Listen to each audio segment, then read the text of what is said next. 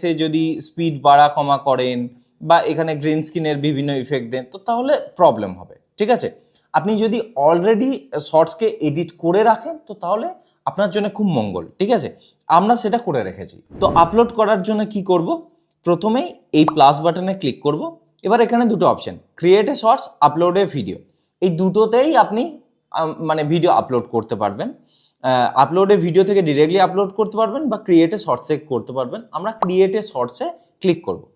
এরপর এই গ্যালারিতে যাব, এখানে যে শর্টসটা আমরা আপলোড করব সেটাকে সিলেক্ট করব। ঠিক আছে, সিলেক্ট করলাম, এই শর্টসটাকে আমরা আপলোড করব। এটা 60 সেকেন্ডের একটা স্লট, শর্টসের স্লট হলো 60 সেকেন্ডের। এই ভিডিওটা হচ্ছে 51.4 সেকেন্ডের। এটাকে যদি আপনি ছোট করতে চান তো আপনি ছোট করতে পারেন, বাট এরপরে আর আপনি ছোট বড় করতে পারবেন না। ধরুন আমি এটাকে 30 সেকেন্ডের যদি রাখতে চাই, আমি এখানে 30 সেকেন্ড অবধি কেটে নেব। ঠিক আছে।